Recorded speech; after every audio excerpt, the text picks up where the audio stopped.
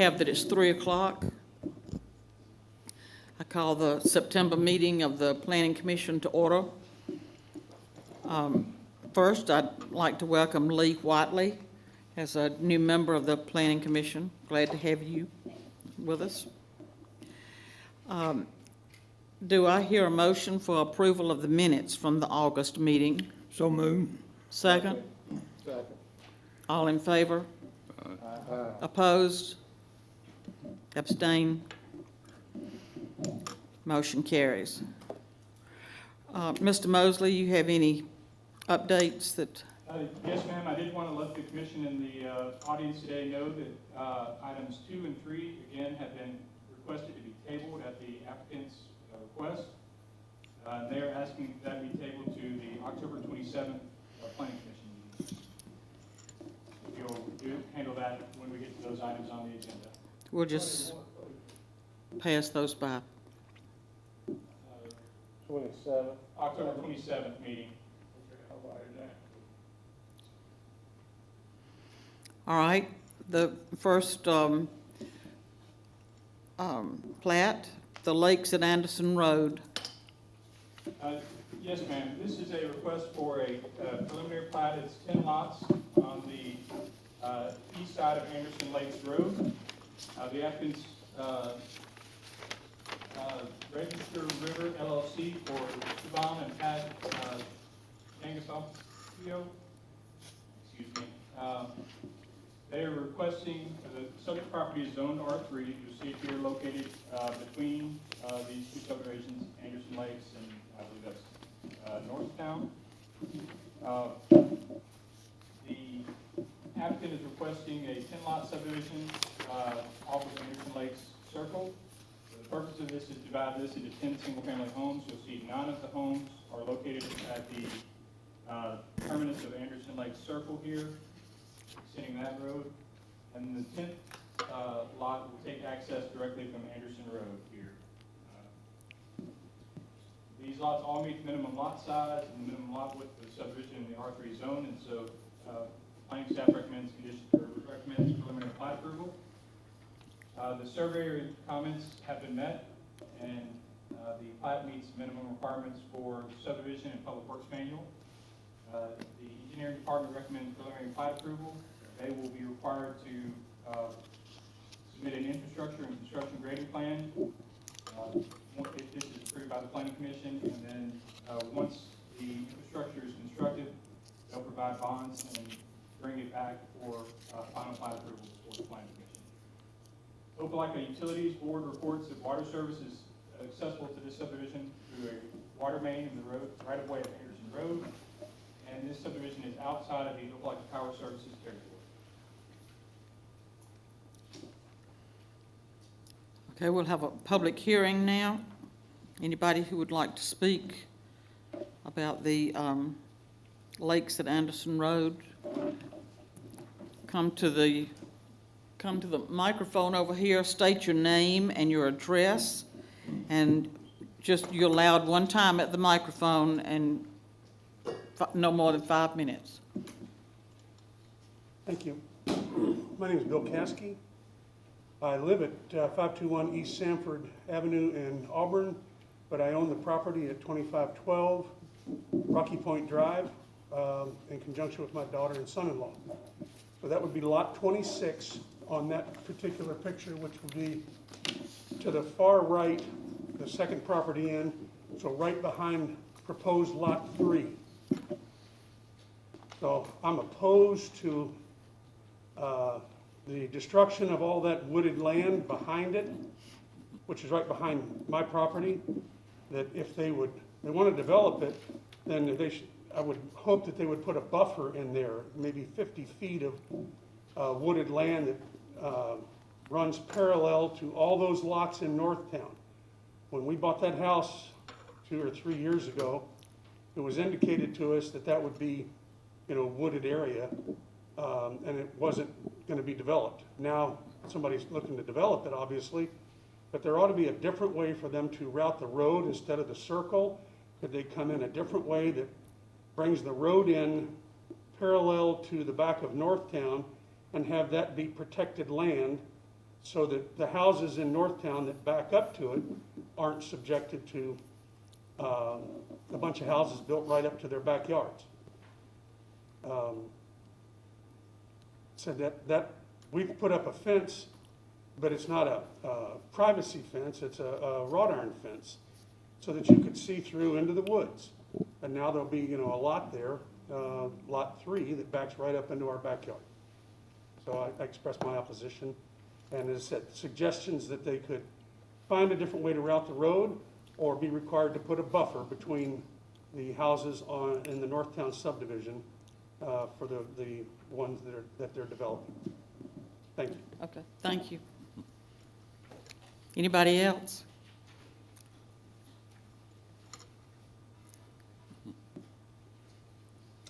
My name is Will Farmer, and I live in Anderson Lakes. I believe it's lot 43. It's the widest one. Can you see the plot?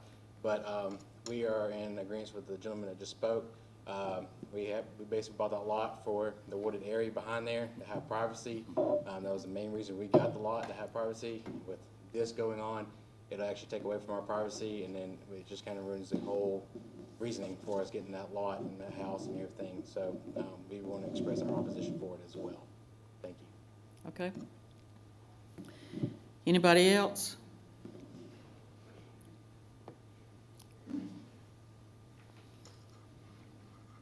Well, hi, my name is Dawn Tyndall. I live at 2902 Hannah Way, which is going to back up Will's neighbor. So our 2 lots, or I don't know if I'm 43, or I don't know exactly what lot number I am. But I'm the same way. It's going to take away privacy into my backyard. I was the second house in that cul-de-sac when I bought 7 years ago. And I know that change happens and things grow, but that is a lot to put right there so close to us. I'm with them. I don't know if there's some kind of buffer we can do, some kind of wooded area, but that's a concern for me as well. Thank you. Okay, thank you. Anybody else? Public hearings closed. Commissioners, do I hear a motion to have some discussion? Make a motion preliminary approval, staff recommendation. Second. All in discussion? What kind of buffers are we looking at? Typically, when we have residential, abutting residential, in this case, about the same lot size, or it might even be larger lots in the new section, we would not require a buffer because you have a like use against a like use. If it were commercial against residential, or if it were industrial against residential, or even duplexes or townhomes against single-family residential, we would require a buffer varying between 5 and 20 feet. But with like uses going together, we typically do not require a buffer. Is a developer here? So developer here, do you want to speak to this? Some type of buffer?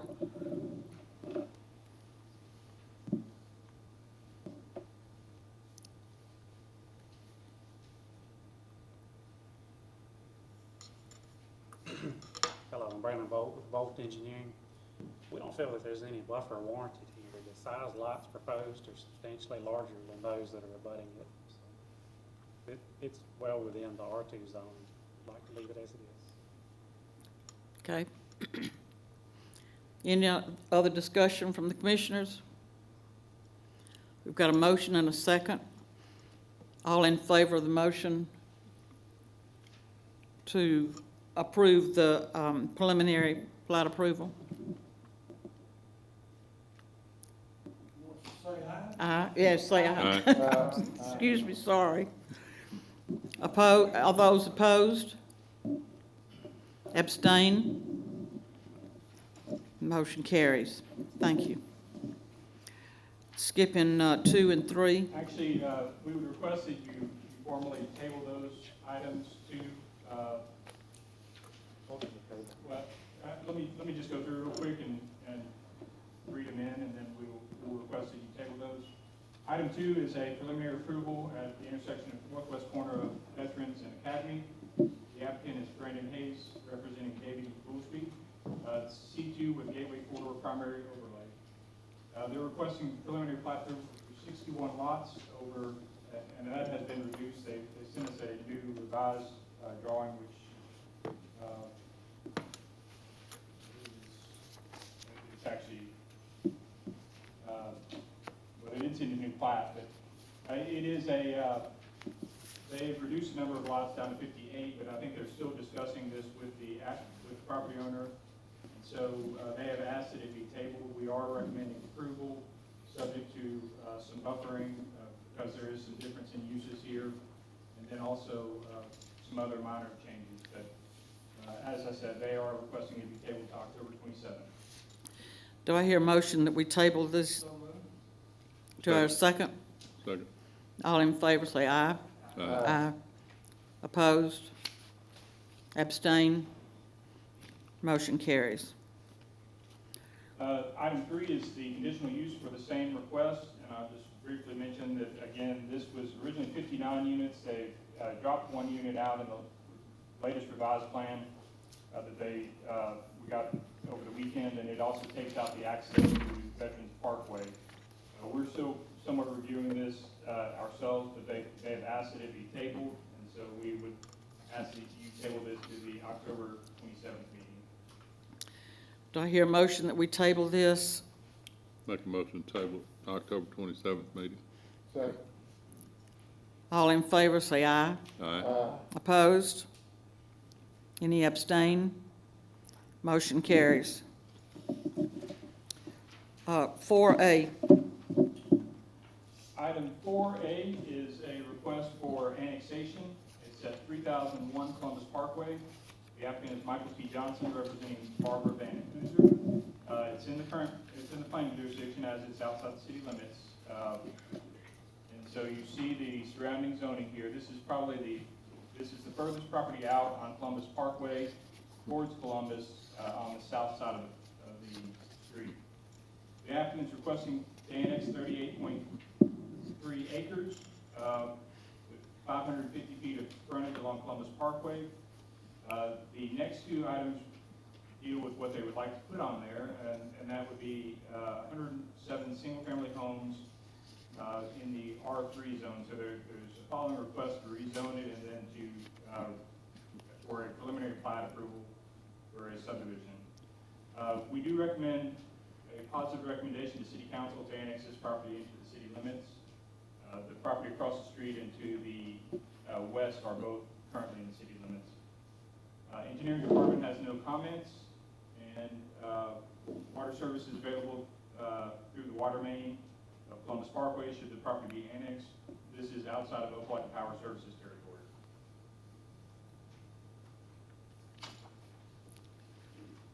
Okay, I'm going to open it for a public hearing. Anybody want to speak to this matter?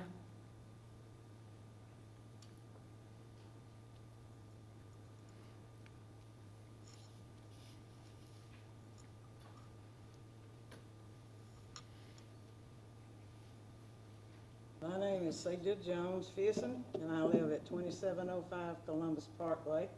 My south border borders this property. I do not wish to be annexed into the city of Opelika, so I would like a clarification point. Are you talking about annexing only the property that's in question for the subdivision, or just everything after the city limits? No, ma'am, it's just for the property that is proposed to be annexed right now. It's not any additional property beyond that property. So that would not include mine? No, ma'am, Okay. not unless you request Do it. you wish me to speak to whether or not I approve of the R3 zoning? You Now? can do that at the next public hearing if you like. Thank you.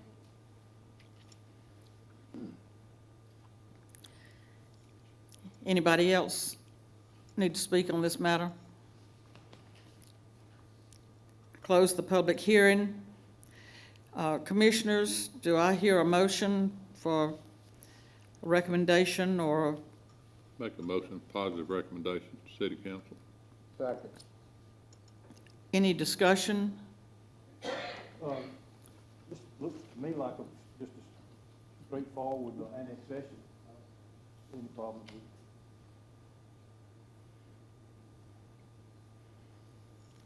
it? All right.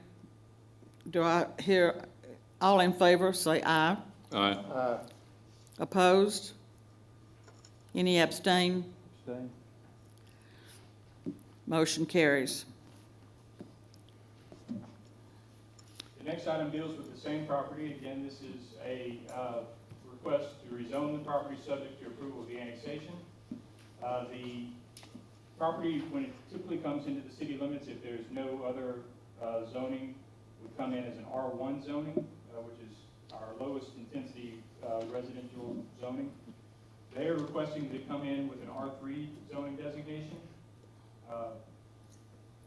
And so you see the surrounding properties here. You've got C2 to the north. You would have some properties still outside of the city limits to the kind of northwest. That includes some commercial development there. You've got C3 continuing on into the city limits, and then you've got R2 directly to the west. And then to the south and to the east are both outside the city limits in the planning jurisdiction in the county. Most of the property through this area to this point has been undeveloped, although there is some sporadic commercial development across the Columbus Parkway corridor, and there are some more dense developments along what would be Uniroyal Road back towards the west to some degree. We reviewed this. There is not any direct R3 in this zone here. There is R2 and a mix of commercial right along the frontage here. We felt that the R3 was appropriate due to its location right along along Columbus Parkway.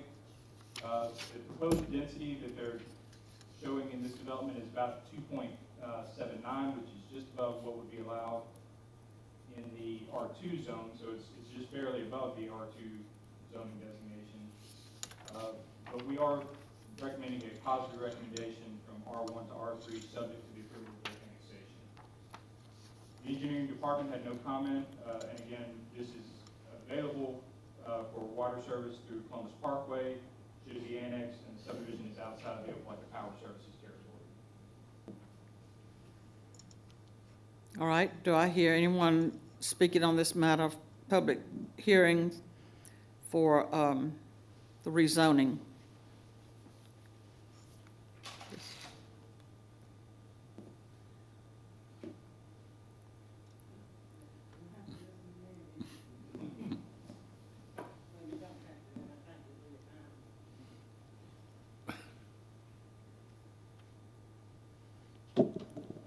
According to my information on this plot of land, they intend to put 107 homes on 38 acres. That's a little less than 4 an acre. You really think that you want to dump all of that on the Columbus Parkway? That's at least 300 people, at least another 250 cars. You will destroy the entire ecosystem out there, not counting the fact that it's a relatively quiet, crime-free neighborhood with a lot of green space. I don't think R3 is appropriate at all. It's way too dense, and I think if I read your recommendations correctly, it says it should be in the same character, scale, and density of like properties. Please show me where that's at. Thank you. Thank you. Anybody else want to speak to this? I close the public hearing. Commissioners, do I hear a motion one way or the other?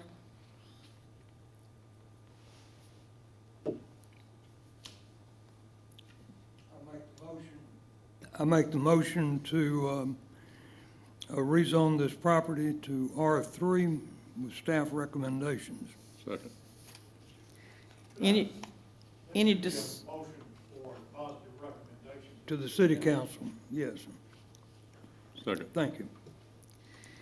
Any discussion on this from the from the commissioners?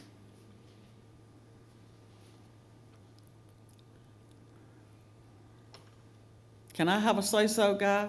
Sure. You know, I agree about the traffic being dumped into Columbus Highway. Do we have a traffic study at all about this? Ma'am, the last time one is available from the state of Alabama. We do not have a traffic study available on the property yet. Because this is a state route, they would have to meet all the requirements that were necessitated by AlDOT. So they would likely have to put in some infrastructure to help with getting people on and off the interstate, or excuse me, on and off Columbus Parkway there, but I'm not sure exactly what those requirements would be at this time. Like a deceleration lane or? Yes, ma'am, I believe there's already, at this location, a center turn lane in the middle, but they would likely have to talk to the state about a deceleration lane and potentially maybe an acceleration lane as well. Matt, with that many homes to be developed out there, and then coming out on 280, which is pretty well congested now, especially across, across the interstate. But before AlDOT would even consider the installation of a traffic signal allowing people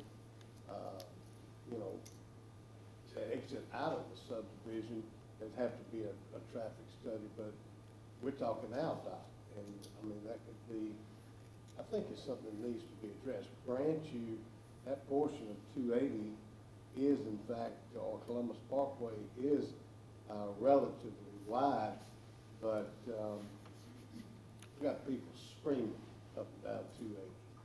We have an abundance of accidents that we investigate out there, and normally those accidents on Columbus Parkway are quite severe. I'd like to see a traffic study.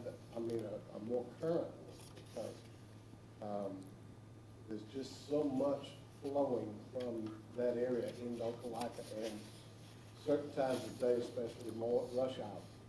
And so I'd like to see a traffic study. Wouldn't it be reasonable that the developer would be talking to the state for this before bringing it back to bringing before the planning commission here relative to its impact on the city? Yes, I mean, usually there are some initial discussions prior to doing a full traffic study, and I'm not sure if those have occurred yet. I don't know that we've seen any of that back and forth. Typically, the Alabama Department of Transportation will have some specific standards that they require in this type of situation, and so if the developer believes that they can meet those basic standards, they may not have gotten too far with the state yet, pending approval of the development. So it is somewhat of a chicken and egg discussion with the state and the developer at this point. But I mean, it is within. But it'd be reasonable to request that information. Yes, It puts sir. the planning commission at a disadvantage to make a decision without knowing. Yes, sir. I mean, definitely, and definitely with the subdivision, you could request for more information as far as what would be required. The applicant may have some more information that they're willing to share, and I think they're represented here today, but that's kind of as far as I would be willing to say is, you are within your right to request additional information prior to either rezoning it or approving a plat. And I'm not sure if that information has been, if they've had those discussions yet. Seemed like a reasonable request, though. Does the applicant want to address this?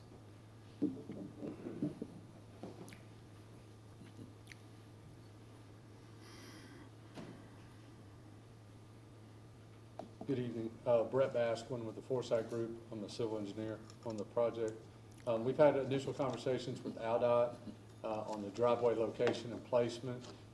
They are going to require a decel lane. There is an existing left turn lane out there, but a signal won't be warranted there with this traffic. So we haven't done a formal study as of yet, but based upon conversations with Aldott, they didn't feel that a signal would be warranted there. But happy to answer any questions you may have. Thank you. Any other discussion? We've a motion to recommend a positive recommendation to the city council with staff recommendations. All in favor say aye. Opposed? Abstain? Abstain. Then positive recommendation will be sent to the city council. 4C. Ma'am, 4C again is the same property, and in this case is a request for preliminary plat approval. This would be a 110 lot subdivision with 107 developable lots. You'll see kind of the layout of the lots. You have a fairly large kind of buffer strip along Highway 280, Columbus Parkway. Then you have two detention pond areas, both located on the kind of right off the main access point, or the access drive. The applicant is again requesting R3. All of the lots meet the minimum size of 10,000 square feet and 70-foot lot width. None of the lots take direct access off of Columbus Parkway. They would all take access off of internal newly constructed streets pending approval. And the lots range in size from 10,150 to 20,500 square feet. Right now, the development shows only kind of one outlet onto Columbus Parkway. They do show a stub street to the south property, which is currently not in the city limits, but would be there for potential future development. There is also direct frontage along the side street here coming in that would be able to serve the property directly to the east.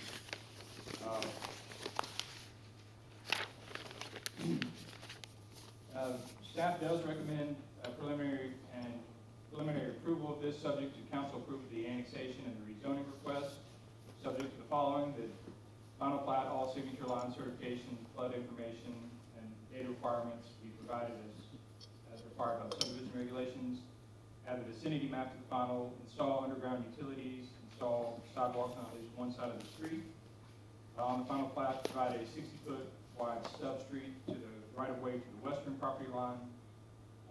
Lot width must meet the 70-foot requirement along the property line or at the 30-foot building setback line.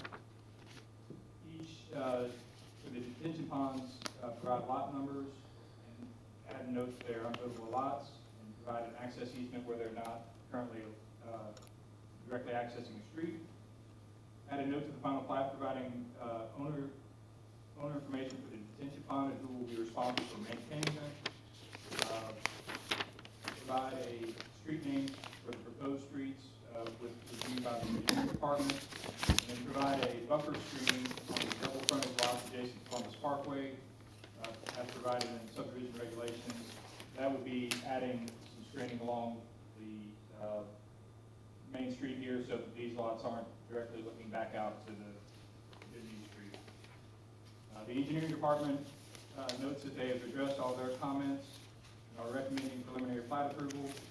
The developer will be required to submit a infrastructure and construction grading plan. Once the construction and grading plan is installed and bonds are in place, then they can come back for final plat approval, subject to the commission's consideration. Water service is accessible again through the water main of Columbus Parkway. And And then this is outside of Opelika Power Services territory.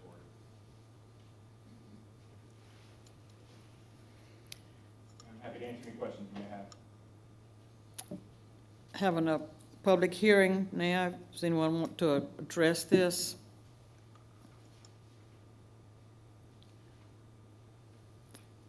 Public hearing is now closed. Commissioners, do I hear a motion?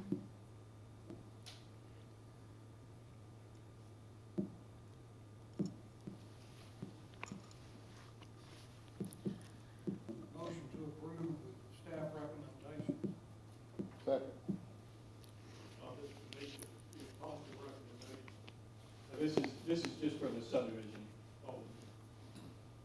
As long as it's subject to the recommendations, I think we've got that covered. Any discussion? Yeah. Matt, what are they doing at the bottom here where the road just stops? Right now, that is a stub street. The length of it, I think, is short enough to where a cul-de-sac would not be required under the ordinance, because it's less than, I believe, 150 feet in depth. If the commission felt necessary, you could require some sort of temporary turnaround at that Is location. anybody here with the fire department? I don't think so. In the back. Chief Director is. Am I correct, there's only one exit or entrance into the property? At this time, there is only one entrance off of Columbus Parkway, Highway 280. We have requested, they've shown a stub street to the south, and then we've requested an additional stub to the property to the west. We have no formal traffic study yet as to whether that's an issue as far as exit 280. No, sir, we don't have a traffic study, so I can't tell you the exact requirements that would be put in place. Would be opposed to it until that was done. Matt, what would be the proposed location of the stub to the east if there's no lots there,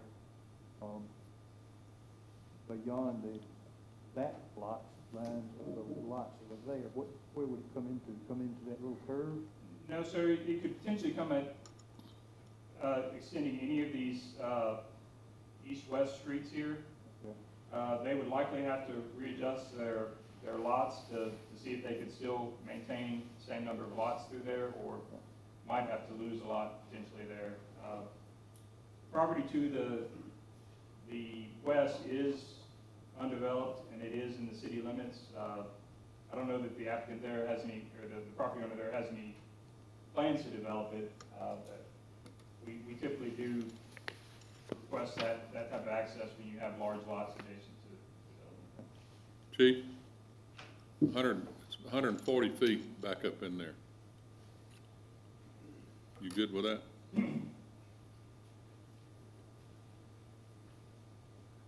Who is the developer, the architect on this?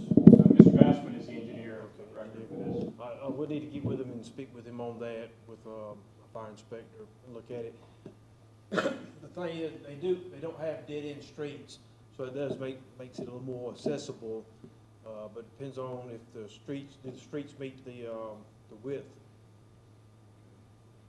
I We'll haven't seen, we'll have to look at width of the streets, also having no parking signs, depending on the width of the streets, and possibly may have to have a turnaround yeah, spot in there. I haven't seen anything on it other than this with no dimensions on it. But if this development moves forward, we need to get with the engineer and have him speak with our inspection department.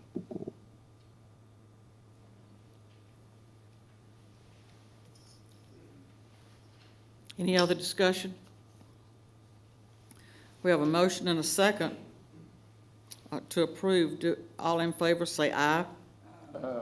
Opposed? Any abstain? This doesn't go to city council. This does not go to city council. Motion carries. Can I get I didn't hear who all gave aye. Was that everyone except for Mr. Silverman? I approve. Thank you. All right. Number 5. Number 5 is a rezoning request. This is from R1 to R2. The property is 89.5 acres located at the 900 block of North Uniroyal Road. The applicant is Joseph P. Long, representing Incorporated, representing Phyllis H. Lloyd, I believe. Again, the subject property is R1. This is all part of one property here that's split between a line. And so they're requesting the entire property be rezoned to R2, I believe, for proposed development. The entire area is 154 acres. The future land use map shows this as being low-density residential, so that's why you're not seeing a request to change the future land use map. So the R2 zone is allowable in that designation. What this would do, of course, would allow it to go from 1 acre lots to 15,000 square foot lots potentially. I don't believe we've seen a subdivision plat on this. There is some development across the street on North Uniroyal in the Town Lake subdivision and Beaufort, Buford subdivision that would be comparable to the R2 zone or potentially even a little bit smaller to that zone as well. With that, we do recommend approval of the rezoning, or recommend a positive recommendation be sent to the council to rezone from R1 to R2. The engineering department provided no comment, has no concerns with the proposed zoning change. Opelika Utilities Board has no report, and the Opelika Power Services reports that this is in both Opelika Power Services, Tallapoosa River Electric Cooperative, and Alabama Power territory. So it'll be dealing with all three groups. I'm happy to answer any questions you may have. I'll open the public hearing. Anyone want to speak?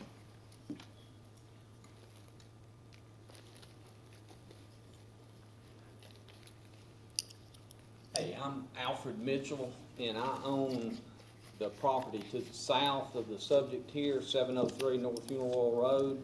And I really just have a question about it. The majority of that property drains to me in a pretty significant way. Probably from the top of that property on the north down to the lower, most southerly part of that is probably a 100-foot elevation change. And that's really true on the east part of that as well, not quite as bad, but it all ultimately drains on me.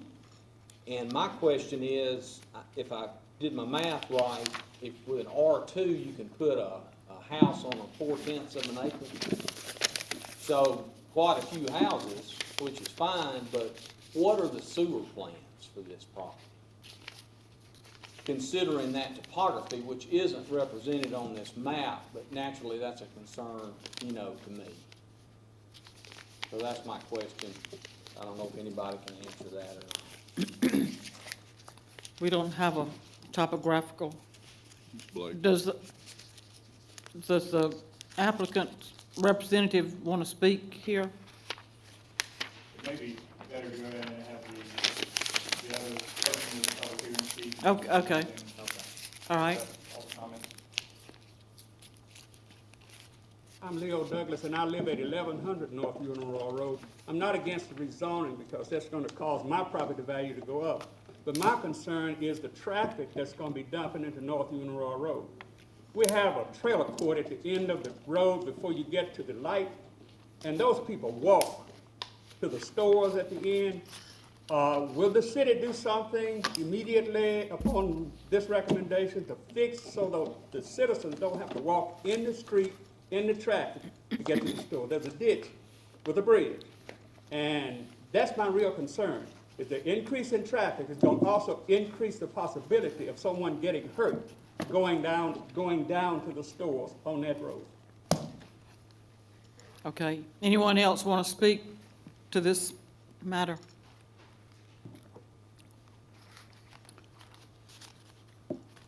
My name's Fred Cotney. I live on 2704 Ridge Road.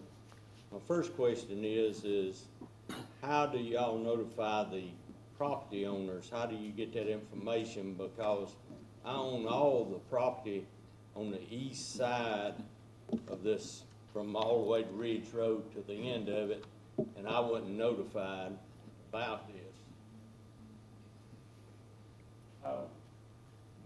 The applicant provides us the adjoining property owner information based on county tax records. So we should have, if you directly touched the property, we should have gotten your information and a letter should have been sent out. And we'll check that to make sure that one was or what, see what happened with it. I've owned the property for almost 2 years now. Well, it can't ask enough time for the county to upgrade their records and not. Should be, yes, sir. But, but I do own the whole east. It was, Russell, Dr. Russell Lim's land. But my other question is I oppose it being rezoned to R2 too, because all of that property, you know, backs up to me, and it's going to devalue my property to, I'd rather stay R1 where it'd be larger lots. Do we know what price housing is gonna go on here? No, sir. We don't even know the subdivision Will there be design. another hearing after? Yes, sir. If the property is subdivided into smaller lots than what you see here, then you will be notified at that time as well. If this gets rezoned to R2, or even if it were to rezone under the current designation. So they don't have a plat yet of how the subdivision is Not gonna that lay they out? Provided to the city. And I will say, it may have been that if you're up here on Ridge Road, they may not have notified you because this is only rezoning this portion further south here. The yellow portion up here. Yeah, but it touches me all. Okay. I just wanted to make sure, yes, sir. Yeah, Could you- I touch both pieces of property. Could you clarify on the map which is your property? Is it where this hand is here? Yeah, that, where the hand is, So both you got the sides. R2 and the R1 right there. Right, Okay. and the part that's in the county too. Okay. Yes, sir. We will check on that and see what the issue is with your notification there. Okay. I'd rather for it to all stay R1.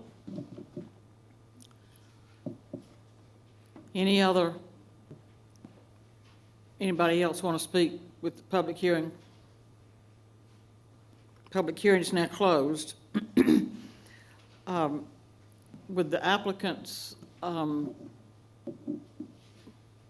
representative want to address the issue?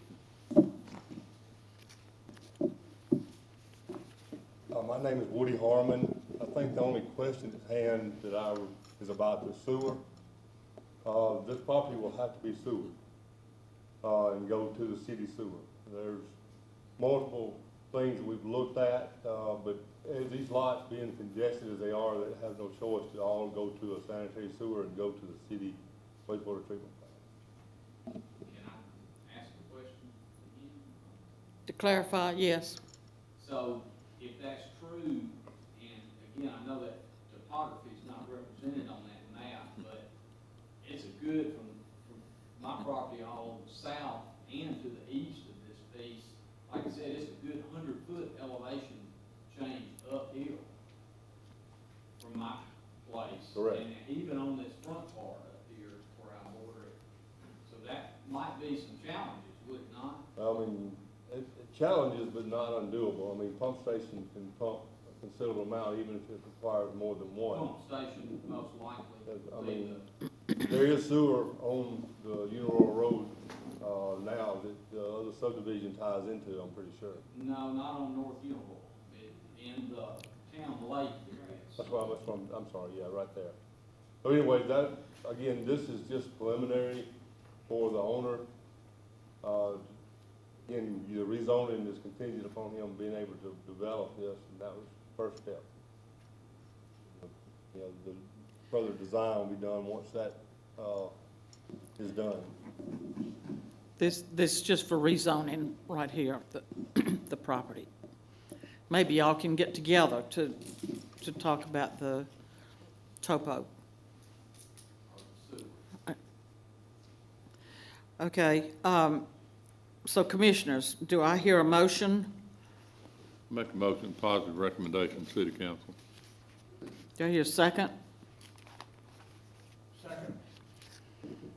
Any discussion? All in favor, say aye. Opposed? Abstain? Abstain. Motion carries. Other business? Yes, ma'am. The last two items we wanted to bring before you were what we typically do this time of year, which is to set the dates for your November, December planning commission meetings. November, your meeting day would be normally on November 24th, which is 2 days before Thanksgiving. And then in December, it's normally the fourth Tuesday as well, so you would be the December 22nd. We recommended moving that up a week, which puts a lot of pressure on getting everything out, but we feel we can do that fairly well with our staff. And so we are recommending those change to November 17th and December 15th. This is not something that has to be done today, but it's always better to do it as soon as we can, just to give people a better idea of our schedule, both for citizens, developers, and other applicants. So those are our recommendations. If you'd like to go ahead and approve those today, we would appreciate it. If you want to take some time and look at it, we're happy to let you come back. You can move it to an alternate date other than Tuesday if you wanted to try for a Thursday or some other date. But typically, you put it on the third Tuesday of the month if it falls in those weeks. Madam Chair, I motion we move the November meeting to the 17th, December meeting to the 15th. Thank you. Do I hear a second? Second. Any discussion on this? All in favor, say aye. Opposed? Abstain? Motion carries. Do I hear a motion we be adjourned? Second? Okay, I'll